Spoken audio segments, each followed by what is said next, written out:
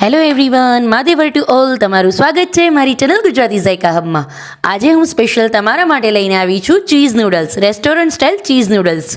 જોઈને એવું લાગે છે ને કે આ બનાવવી થોડી ડિફિકલ્ટ છે, પણ બિલકુલ ડિફિકલ્ટ નથી. ખૂબ જ ઇઝી છે અને ખૂબ જ ઝડપથી બની જાય છે. તો ચાલો ફટાફટ જોઈ લઈએ કઈ રીતે બને છે. એ પહેલાં જો મારી ચેનલને હજી સુધી સબસ્ક્રાઇબ ન કરી હોય તો પહેલાં સબસ્ક્રાઇબ કરજો અને બેલ આઇકન પર ક્લિક કરવાનું ભૂલશો નહીં, એટલે મારા કોઈ પણ નવા વિડીયોની નોટિફિકેશન સૌથી પહેલાં તમારા સુધી પહોંચે. તો ચાલો ફટાફટ જોઈ લઈએ કઈ રીતે બને છે ચીઝ નૂડલ્સ.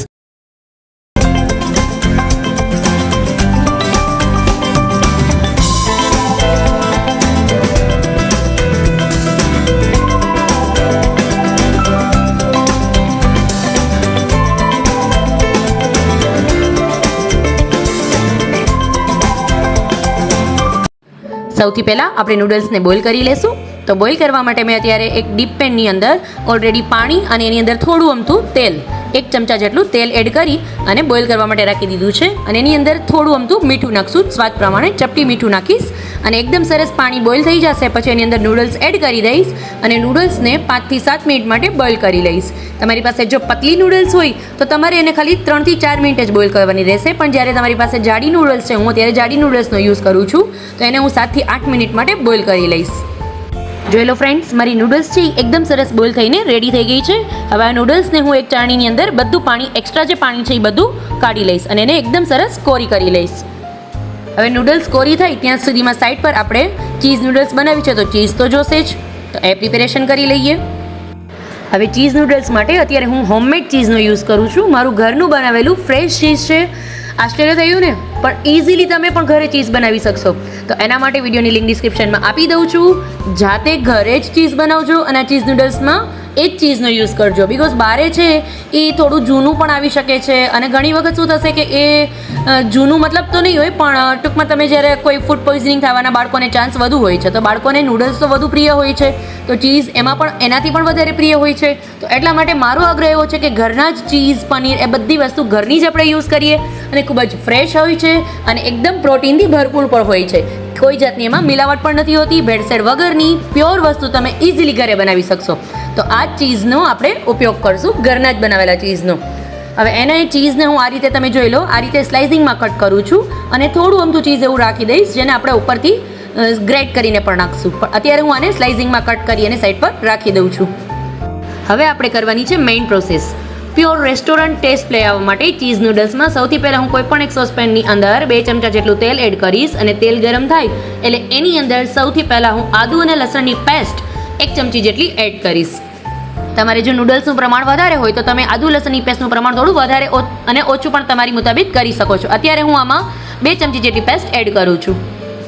એન્ડ ત્યારબાદ મેં એકદમ સરસ સ્લાઇસિંગમાં કટ કરેલી છે ડુંગળીને, એને પણ આની અંદર હું એડ કરી લઈશ અને બંનેને તેલમાં એકદમ સરસ મિક્સ કરી લઈશ. ધ્યાન રાખજો ફ્રેન્ડ્સ, આને કૂક નથી કરવાનું, ખાલી લાઇટલી અડધી મિનિટ માટે 30 સેકન્ડ પૂરતું તમારે એને ખાલી સાતળવાનું છે અને એ પણ મીડિયમ ફ્લેમ પર, બહુ હાઈ ફ્લેમ પર નહીં, બિકોઝ નહીં તો શું થશે, ડુંગળી તરત જ કૂક થઈ જશે. એટલે આપણે એનો ક્રિસ્પી અને ક્રન્ચી ટેસ્ટ લઈ આવ્યો છે, એટલે એને કૂક નથી કરવાનું. લાઇટલી સતળાઈ ગયા પછી એની અંદર હું કેપ્સિકમ, ગ્રીન કેપ્સિકમ મેં આ રીતે ચોપ કરીને લીધેલા છે, એને હું એડ કરીશ અને કેબેજને એડ કરીશ અને આ બધાને એકદમ સરસ હું પહેલાં મિક્સ કરી લઈશ. જો તમે આ રીતે સાવ લાઇટલી તમારે એને બહુ મિક્સ કરવાનું, પ્રેશર નથી આપવાનું, નહીં તો શું થશે કે જો તમારું ઓવર કૂક થઈ જશે તો તમે જ્યારે પણ એને મિક્સ કરશો ત્યારે બધું એ સ્લાઇસિંગમાં કટ કરેલું છે એ બધું તૂટી જશે અને ટેસ્ટ પણ એટલો સરસ નહીં આવે રેસ્ટોરન્ટ સ્ટાઇલ. તો એના માટે તમારે સાવ લાઇટલી એને કૂક કરવાનું છે. હવે આ લાઇટલી કૂક થઈ ગયું છે. હવે આની અંદર હું 1 ચમચા જેટલો સોયા સોસ એડ કરું છું. 1 ચમચો છે એ ગ્રીન ચીલી સોસ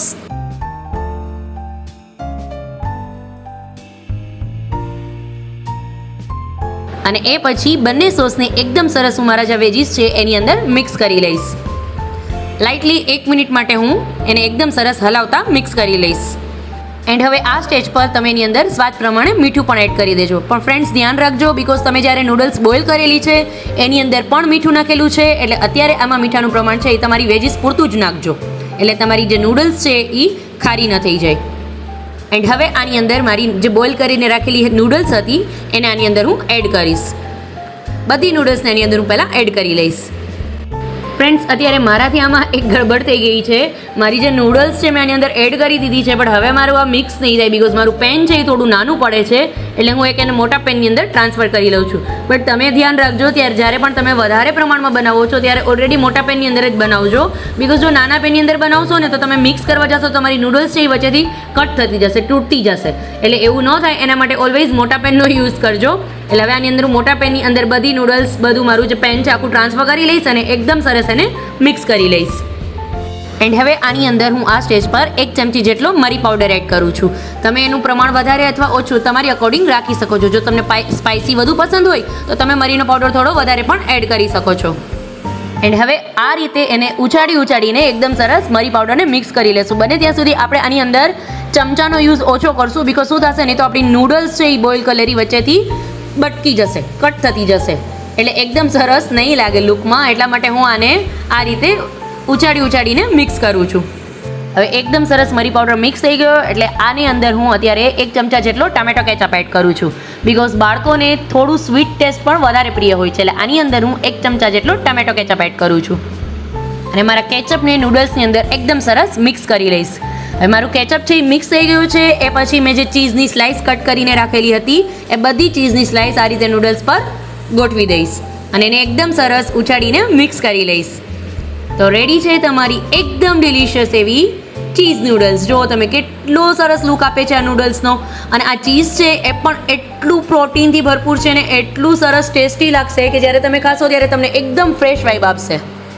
એન્ડ સાથે ચાઇનીઝમાં ગ્રેવીવાળા મંચુરિયન તો એકદમ સરસ હોય છે, તો એ પણ તમે ઘરે ઇઝીલી બનાવી શકશો. જો તમે કેટલો સરસ લુક આવે છે આ ગ્રેવીવાળા મંચુરિયનનો, જો કેટલો સરસ છે ને એકદમ સરસ, રેસ્ટોરન્ટમાંથી ઓર્ડર કરેલું એવું જ લાગે છે ને. તો આ પણ ઘરે બનાવેલા છે. આ વિડીયોની લિંક ડિસ્ક્રિપ્શનમાં આપી દઈશ. તો ચીઝ નૂડલ્સની સાથે ગ્રેવીવાળા મંચુરિયન પણ ઘરે જરૂરથી ટ્રાય કરજો. અને મારી આ નૂડલ્સને હવે હું એક પ્લેટની અંદર ટ્રાન્સફર કરી લઈશ અને હવે ઉપરથી ગ્રેટેડ ચીઝ જે મેં ઓલરેડી ગ્રેટ કરીને રાખેલું છે એને ઉપરથી હું સજાવીશ. જો કેટલો સરસ ડિલિશિયસ એવો લુક આવે છે, જોઈને જ ખાવાનું મન થઈ જાય ને. તો ચાલો ફટાફટ આજે જ બનાવીએ આ ચીઝ નૂડલ્સ.